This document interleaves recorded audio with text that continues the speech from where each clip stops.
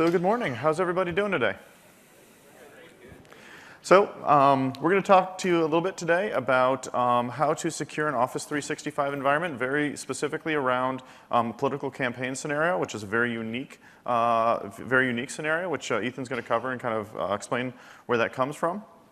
And this guidance also is very, I don't want to say generic, but this guidance is very generally applicable to a number of other different scenarios as well. And we are working on making it something more generally applicable, but you'll very quickly see how all of these things can be applied in other scenarios as well. So my name is Mark Simos. I am the lead architect in the Enterprise Cybersecurity Group, so working a lot with CISOs and security architects at our customers to help build reference architectures, reference strategies, and enable them to secure these this new hybrid enterprise that we're all running today. And so that's my role. And Ethan? Good morning, everyone. Welcome to Ignite. Hope you all are having a good conference. My name is Ethan Chumley, and I am a campaign technology advisor on Microsoft's external affairs team, specifically in our campaign tech services group. And I have a little bit of a unique role where I work with political campaigns. My team works with political campaigns across the aisle in a nonpartisan way, or rather a bipartisan way, to make sure that they are using technology in the most effective and efficient ways that they can, and also in the most innovative and exciting ways that they can on the Microsoft platform. And I have been on this team since the beginning of the 2016 presidential cycle. So myself and my team worked really closely with the campaigns and the political ecosystem in the run-up and then during the heat of the presidential cycle that took place in 2016. And we learned a lot on the data and analytics side of the tech and campaigns. As you might imagine, voter targeting and data and analytics is a huge portion of the tech that campaigns are using. But sort of very abruptly and immediately, a lot of our conversations around the advanced analytics transitioned over to conversations about cybersecurity and securing data and securing what is a very unique type of organization that is a political campaign, and I'll dive into what makes them unique a little bit later.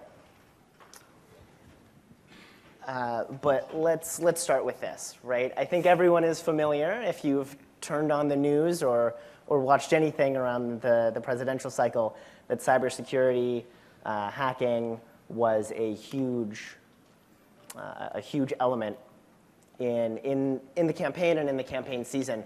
So we worked with Mark and Brenda here in the front row and some others to develop some guidance that we'll dive into on how to tailor an Office 365 environment specifically to the unique security challenges that are faced by political campaigns.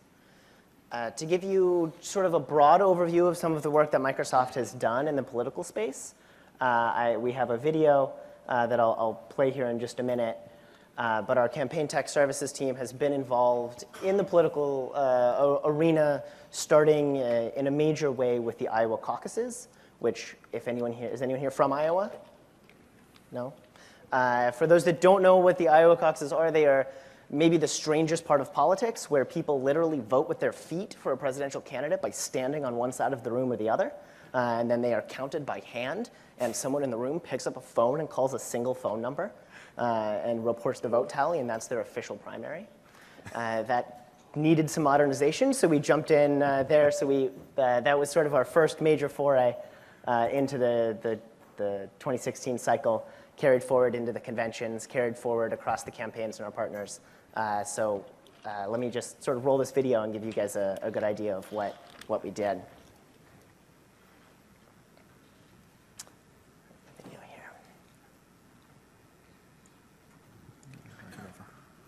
The 2016 presidential election cycle was a fascinating experience, starting with the Iowa caucuses through the general election. It was the most exciting and technology-rich election cycle we've seen in history. Along the way, we brought forward the full power of Microsoft to engage and empower both sides of the aisle, a one Microsoft approach. We started out in Iowa, supporting the process there with the caucuses. We built a first-of-its-kind caucus reporting system. Microsoft developed an app so that we could report those results more accurately. We built a fantastic media center that let all the media outlets share on a global basis. We've had a wonderful relationship with Microsoft. You asked us what was best for doing grassroots democracy. We told you, and you delivered. Another milestone was Super Tuesday. We worked with many partners, using our technology for fundraising and financial data gathering and reporting. The DNC used Microsoft Dynamics to quickly spin up something that can be very useful and effective in the field. We have councils in every state, and I was sharing with them that we were actually testing it in the field on Super Tuesday, and they started to applaud. We needed a way to visualize our data in a simplified manner. We landed on Microsoft Power BI to display all of our information. It's going to revolutionize what we have here at the RNC. In 2016, Microsoft worked with both political parties to meet the needs of each convention. The challenge here is that every 4 years it's a new startup. We get one shot at having a convention. The infrastructure that we put up has to be reliable. Along the way towards the general election, the debates are an incredible moment. Our community, through Microsoft Pulse, was able to react in real time to what they were seeing and what they were thinking. We also partnered with PBS NewsHour for WatchTheDebates.org. What we wanted to do was to create one source where you can see how candidates have debated each other through the years. With Microsoft Pulse integrated so that not only are you watching the videos, but you're actually participating.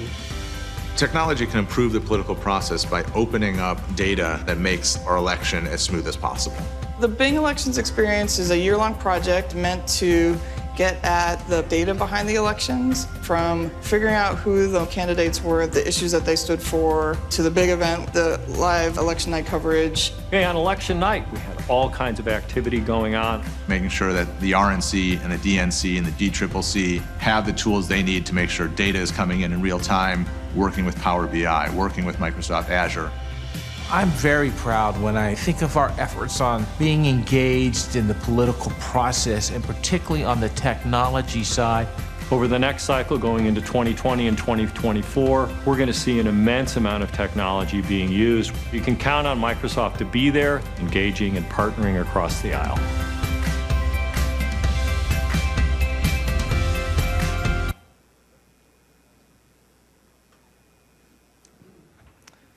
Great. So that was sort of a quick highlight and summary of the work we did. I don't know if you caught in the middle, there was the head of the Republican Party of Iowa and the head of the Democratic Party of Iowa sitting and talking to each other. Not many things bring those two people together with their arms around each other like technology does sometimes. So brief summary of our work there. So you heard a few times in the video and myself say that campaigns are pretty unique in the way that they operate. And they're unique for sort of 4 unique reasons. Privacy, they have an immense amount of PII data.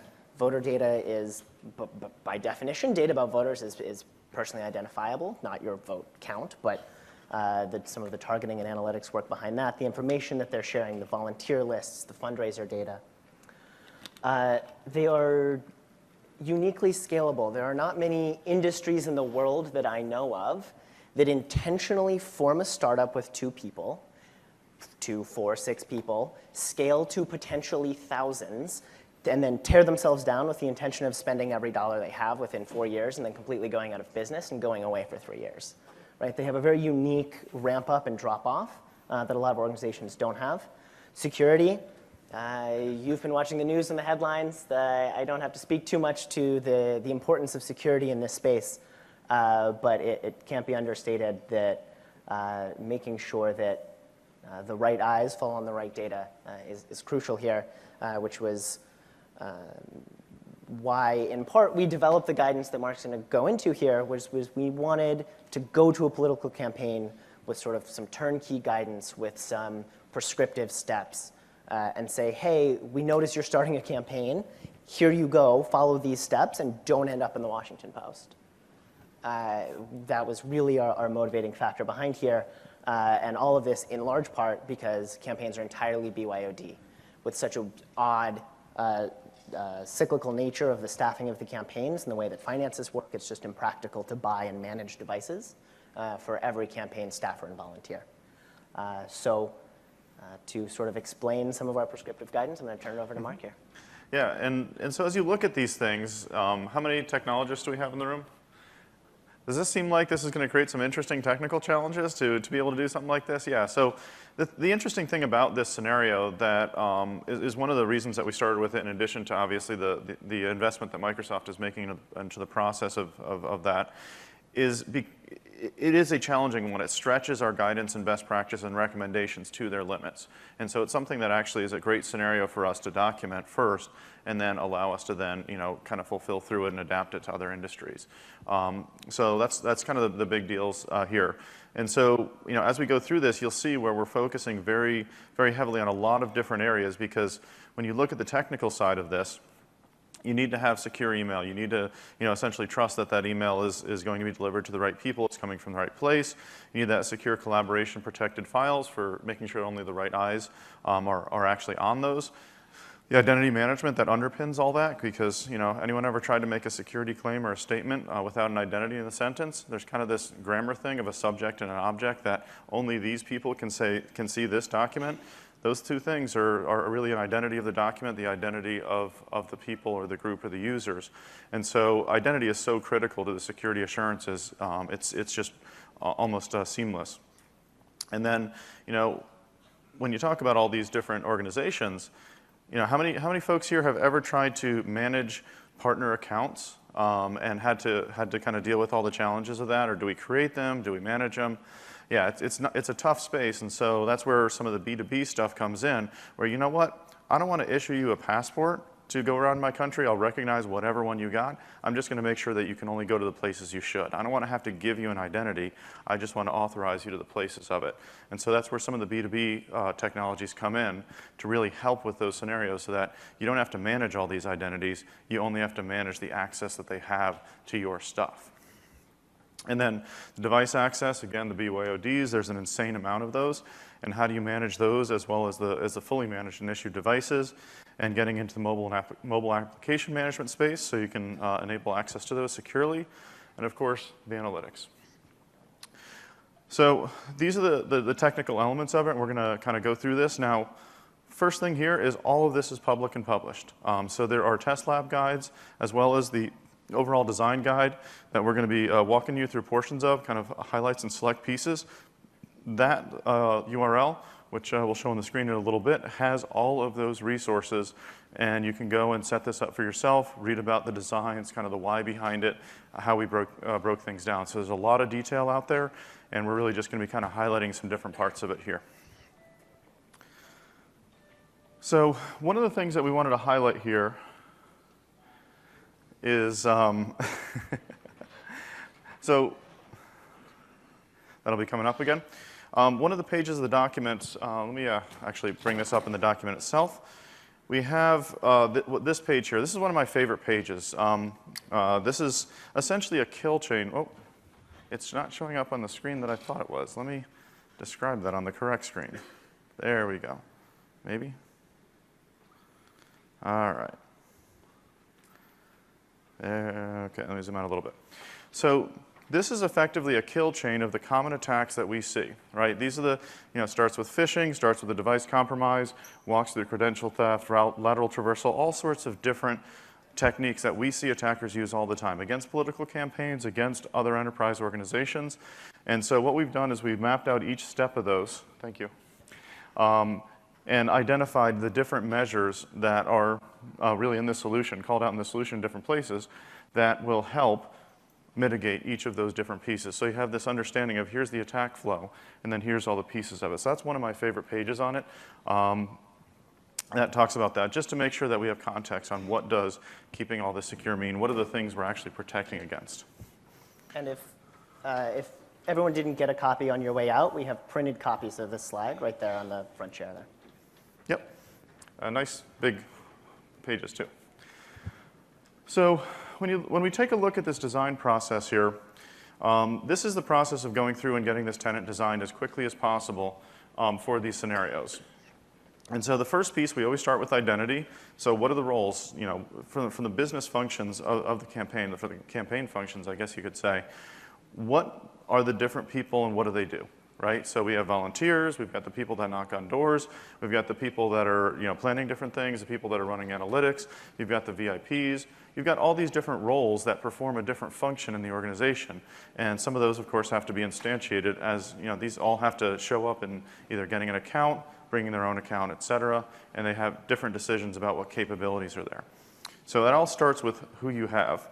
Second, and really third kind of come together, setting up the tenant, so all the stuff, you have an Office 365 tenant, okay, you have to set up Exchange, you have to set up SharePoint, you have to set up your mail security, your inbound stuff, your antivirus stuff.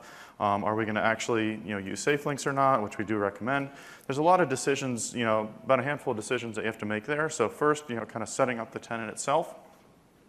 And then we get into the identity and device access management, which is, what kind of devices do we actually allow to come in? Because when you think about what security has evolved to on the host and endpoint level, it's no longer just put an antivirus engine, put a firewall, and call it a day.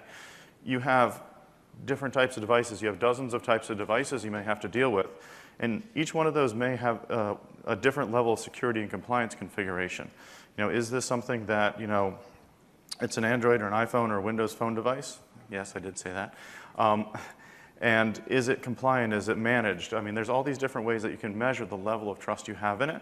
And then you can make a decision that, for this particular piece of sensitive data, we're not going to let anyone but someone that has a managed, secure, known good device actually access this data because it's that sensitive.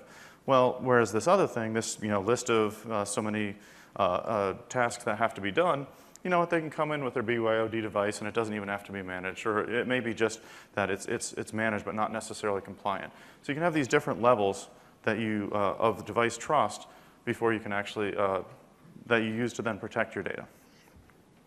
And then of course the final piece is that focus on the data, which is ultimately what this is all about, is how do you keep that data and maintain that confidentiality, integrity, availability of it.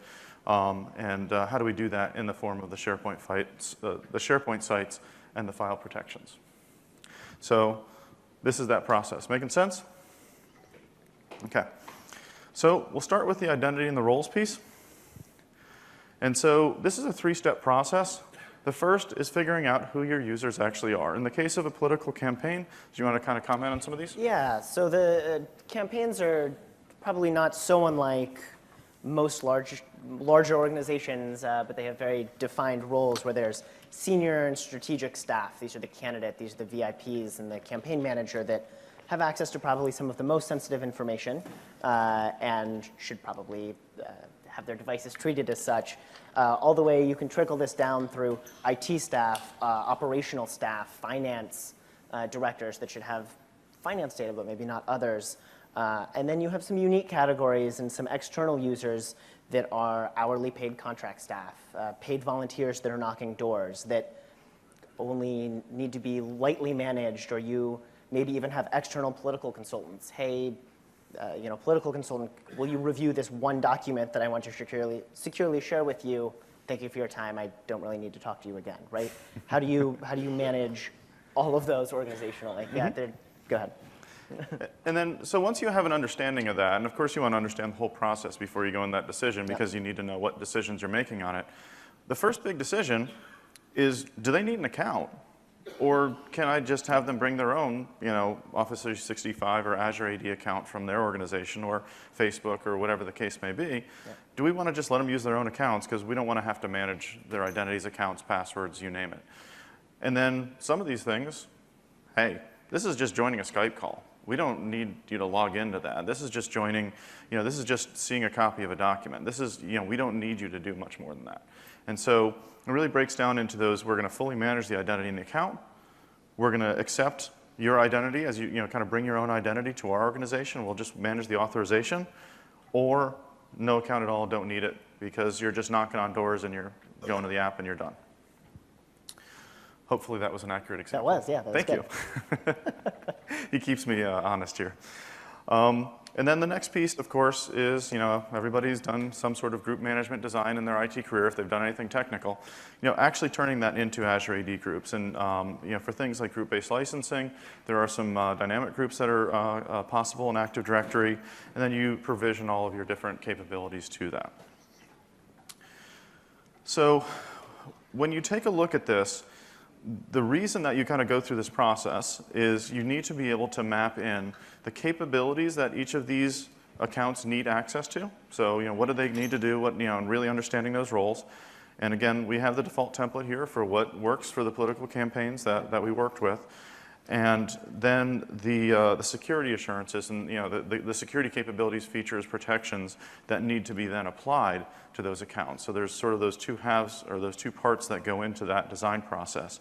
And so we have these reference ones laid out with one that you can say, hey, in my organization, finance is finance, so we're just going to go one over and we're going to use that exact template. Or in our organization, we do this, but we don't actually have people leaving the office, so we'll give them a managed device, so it's a little different. But we wanted you to have a starting point that was, especially in the political campaign space, hey, this is a proven, well-working, full model. Any extra comments? Or? No, I think that summarized it pretty well. Yep. And to a degree, there's the things that go into this design process are not only what capabilities they need, but how sensitive are these users, because we may want to issue and manage an account for them because they're sensitive enough that we want to protect their access at that level. So these are the kind of things that you think about as you go through your role design process. So next is, and so these are some of the capabilities. And one of the things that we learned was that you want to, in some cases, they may have limited budget, and so you may want to go ahead and say, you know what, even though we want the security on all of them, we can't afford to do the full thing for all of them. So blasphemy for a Microsoft person to actually be talking about saving money on our licenses. But sometimes you may want to say, you know what, it's not worth it, so we're just going to not even bother managing those. And so those are the kinds of decisions that do go into there, and then you can adjust the coverage there. So then the second piece is the tenant setup piece. So one of the first things that most organizations want to set up, and this is what's in the template here, is the inbound email, because that's where most of the threats actually come in. So you want to make sure you have the things that, like your anti-malware engine, making sure that's configured in the way that makes sense for your risk piece. Again, we have the default set for the political campaigns. The safe attachments, the safe link, just making sure all those are tuned and configured in the way that makes sense. And so that's the first step for this sort of broadly affects every single user aspects.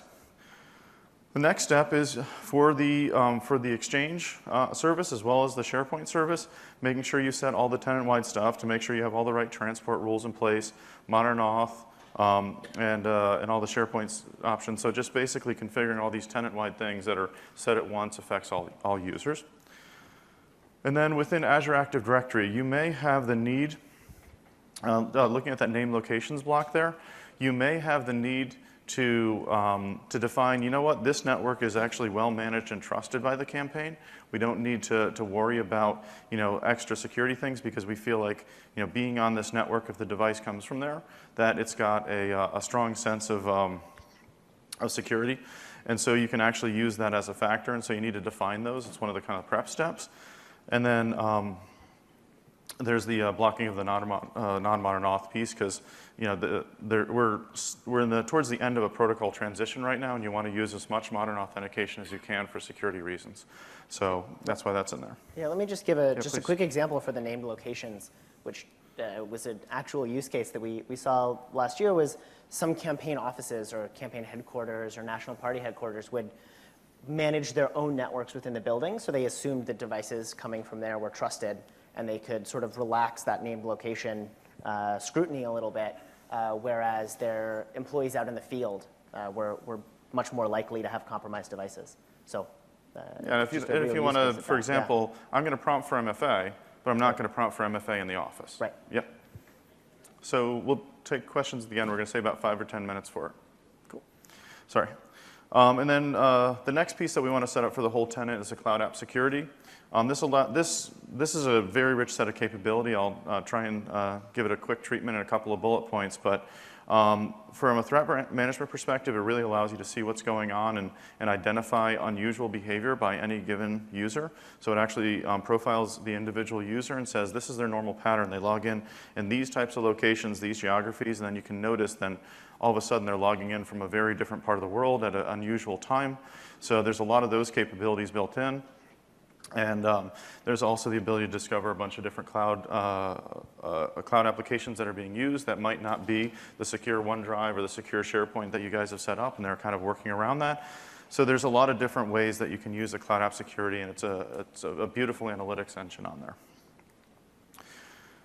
So that's the second piece, and as well as the third piece, because the mail stuff is in there. Now let's get into the identity and device management a little bit. So some of the key decisions that have to be made is the B2B accounts. So these B2B accounts are the ones that, we're going to accept an external identity. Not quite as many security protections as we would have for the fully managed accounts and identities. And so you have to kind of decide which ones are going to be in there. Do you want to enroll the devices in Intune and fully manage those through MDM, or partially manage with the mobile application management? So you have to kind of make those decisions. And then obviously, when you look at Windows 10, that is essentially the most secure platform that you can provide or manage for your users. And all the way down to when you look at the secure boot and the hardware assurances that make sure that that device has been booted correctly and has not been modified, and there's code integrity pieces, you can actually use that as a condition in the conditional access of, Intune can pick that up, feed it into conditional access, and you can say, you know what? Only a managed device that has not been tampered with can actually be used to access this particular set of data. So Windows 10 allows you to take it all the way up to those hardware assurances levels, not just the mobile device manager agent saying, hey, life is good, and this is a well-managed device. So we do recommend that for the much more sensitive pieces because the Windows 10 piece can take you up to that level. Now you can use that for less sensitive accounts as well, but when you really want that strongest assurance, you want to have it all the way from that silicon level, checking the integrity of the OS, especially given I'm on the cybersecurity team and we get to see all sorts of advanced attacks.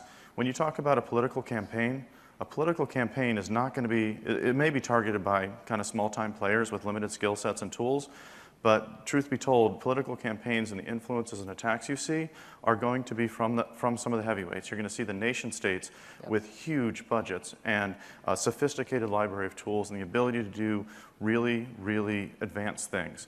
Those are the kind of folks that typically target a political campaign, so you have to have the game at the top of the game. And that's why we kind of take it all the way to that sort of full hardware attestation of Windows 10, because you need that kind of maximum level to deal with those kind of actors. So this is how we kind of break it down in terms of the different device profiles. Did you have any comments from sort of the field experience on this? From the kind of the different blockings there. No, I think that the side sort of speaks to itself, where you have a large number of people bringing their own devices externally, and then some sort of mishmash management of BYOD in-house. Yep, and then kind of progressing up there to those fully managed devices. So it's kind of a stage breakdown there where you can kind of see how those protections build up. Mm-hmm. And then, of course, it's nice to have all of these protected devices, but the question that I want to know as a security person is, are these devices, in fact, actually what they think they are? How am I doing my validation, the trust but verify, to make sure they're there? And that's where, how many folks here have heard of conditional access? Okay, we got most of the room. So for the folks that haven't, really briefly, conditional access, I like to think of it as the policy engine of the identity perimeter. So everybody remembers firewalls and kind of the edge, and we put all these policy rules in the firewall in terms of this IP can talk to this IP or this port. So the firewall in times past was really the primary policy engine of security when you have a security perimeter, and that's where all the policy got piled on. When you look at the future and we're dealing and managing an identity perimeter, managing all these identity controls across the devices, the apps, and the whole ecosystem of things that are in your enterprise or your campaign, you need kind of a central policy engine that protects the identity and enforces those rules, enforces your security intent.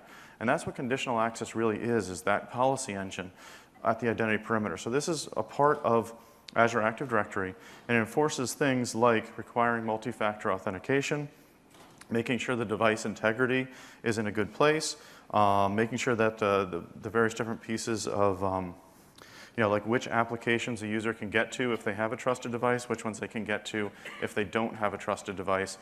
Proofing them up to multi-factor if they've authenticated normally but now want a sensitive resource. All of those things go through the conditional access engine and give the security department, or the folks, in the case of a campaign, the guy that's assigned the security role, they give them that ability to express their intent, like this is what I want to have happen, and those rules are in conditional access. And Brenda and the content team, Brenda, do you want to wave and say hi? They did a fantastic job of defining a lot of the details of these so that you can implement these as you go through the conditional access interface. This is a very, very, very good document that helped guide you through these. And again, very good for political campaigns, very tuned to that, but you can use these same rule sets very easily and adapt them to your organization if you do something other than that. Yeah, this guidance was put together with, I just jokingly said the IT guy, but I wasn't actually kidding, that a lot of times the IT guy, this is written and the technology is there, that the guy can set it up. And that's really profound, that you don't need an advanced team to set up some of this stuff. You need some basic guidance, some basic documentation. And I don't know if anyone here seems overworked or like they do a little bit too much in their day job, but it's nice to be able to set some of this stuff up really simply. Yep. Yeah. So that's that piece of the process, step 4, the identity device access management. And then we're going to cover that last piece, and then we'll go ahead and take some questions from the audience. And I know there's been a gentleman waiting very patiently in the back, and so you are first in line. So SharePoint and site file protection. So when we look at, not all documents are created equal. There's the proverbial cafeteria menu that you really don't care about protecting, all the way up to, hey, this is something that can have major, major impact on the organization's mission if it is in fact disclosed or modified. And so you have these different levels of not all documents are created equal in terms of impact, and we want to make sure we recognize that and get to the quickest, because you have one IT guy in many cases, get to the protection the absolute quickest you can. So we break this down into 3 parts. Baseline protection, that should apply to everything, like everything that's relevant to the campaign, everything that's relevant to your enterprise. This is just the baseline that we set. Second is sensitive stuff. This is stuff, especially, this is really where PII gets introduced, personal information, or in some organizations, personal health information. You probably have a decent amount of this, but it's sensitive and it's not your normal, and it's something that could be a very big deal. And then there's a subset of that, or the very top layer of it, which is highly confidential. This is the really, really impactful stuff, the very sensitive things. There's a difference between losing personal information for 10 voters versus, a strategy piece that explains how the campaign will be doing something. There's differing levels of impact. And or personal information on 10 voters versus 250 million. Exactly. And so you have to kind of consider those. So when you take a look at this, we're going to overlay the technology on this. The first piece, and this is doing a little bit of mea culpa from a Microsoft standpoint. We know having 2 different document policy engines of the Office 365 DLP engine versus the Azure Information Protection engine is a little bit difficult to manage. We are working on bringing those 2 things together. But for right now, there are 2 sets of controls you have to apply, so all requisite apologies. So the first step here is then applying those Office 365 labels so that Office 365 has all the right retention policies and all the different things that DLP engine does to make sure that has the appropriate level of protection, and they're labeled from that perspective. And then setting up the DLP rules themselves that, hey, for the baseline stuff, it is what it is. If they send an attachment outside the organization, no big deal. If you get to sensitive documents... So just real quick, go ahead. Is everyone familiar with DLP? Is anyone unfamiliar with DLP? Just maybe a quick 2-sentence on DLP might be helpful, I think. So the DLP rules is a set of different rules. The most obvious one that most users experience is the Exchange transport rules, and then the accompanying policy tooltips in Outlook that, hey, this is a sensitive piece of document, for example, and it's got that flag. The rule will basically say either block this, warn the user that, hey, you're about to send sensitive documentation outside of it, or just allow it. And so you have that control if it hits that piece. And so between the rule and then the user interface, you're helping either guide the behavior or block the behavior. Excellent. And so for data is it data leakage or data loss? I think it's Data loss. Data loss protection, thank you. Yeah. I always forget that one. And so we set those up for the sensitive and the highly confidential because those are actually worth either bothering the users or blocking it, which is of course a policy choice on your side. And then for the very sensitive, highly confidential pieces, in this reference design, you can apply it at other layers if you want in your organization. We actually want to go to the level of encrypting those documents, having that encryption. And we're not talking like the typical encryption that you hear in the security industry of we're going to encrypt the file system. No, we're going to actually encrypt the document itself, wrap it around there, put a policy on it, and have it phone home to get its keys. It is not one of those things that's tied to the storage device it's on. You put in a USB and the protection's gone. The Azure Information Protection follows the document around. And it actually phones home, and depending on the policies you set, you either can cache the key for a certain amount of time, or you can't cache it at all. You have to authenticate every time you want to read the document. You always have to balance the needs of the productivity of these users, sometimes VIPs that don't have much patience, versus the security needs of the organization as well. So you have control over that, but ultimately this is the strongest level of protection because the document is always encrypted, always phoning home. You can track it. You can, as the owner of the document, revoke access to it. Like, hey, this document just tried to be opened in a country we do not have anybody in related to this campaign. We can go ahead and revoke access. That copy is cut off forever and ever. Amen. Make sense? So that we reserve in this particular design for the highly confidential, most sensitive documents. Yep. So with that, that was a very, very quick tour in about 40 minutes or so to get you a sense of this particular design and how some of those pieces come together. There are a lot more technical details to it, a lot more design details, a lot more why we went into each of those pieces that are in there. All of it is published, documented openly online, including some test lab guides to help you get this set up and going. And so with that, we will take some questions until we run out of time. And I believe we had one in the back.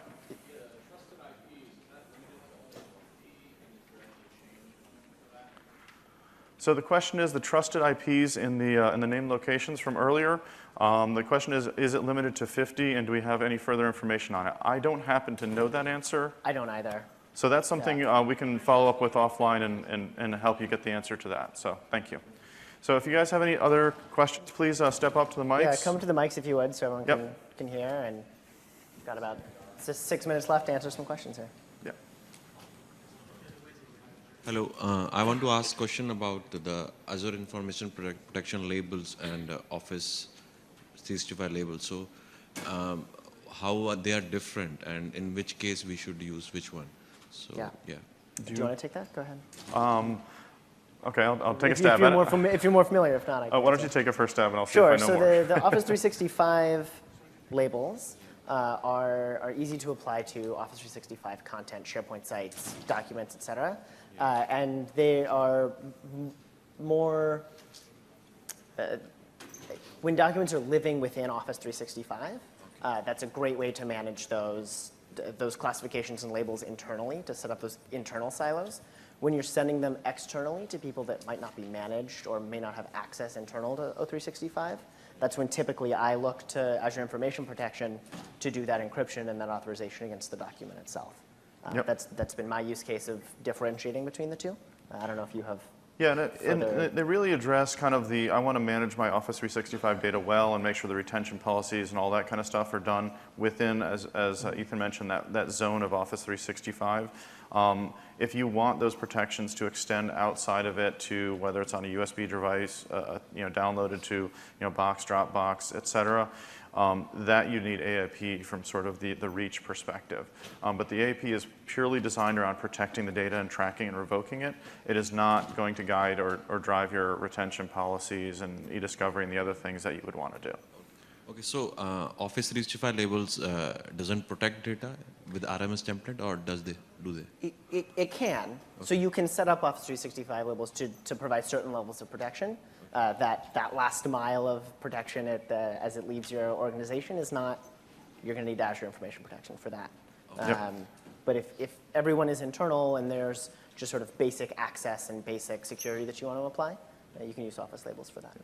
And there are some other sessions at Ignite and the recordings, and I believe they announced and described what they're trying to do to merge those two together. I don't know how much detail they release, so I have to be very careful about not releasing something without authorization that they may not actually code. So I have to be very careful about that. Thanks. So, thanks. thank you. You're welcome.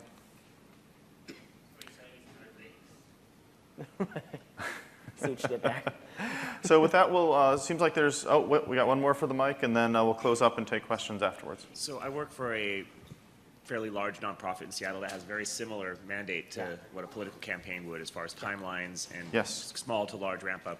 And we have a very significant concern in our BYOD scenario relating to sensitive content on laptops that is located in Office 365, specifically email, where our users don't actually know what is sensitive and what is not.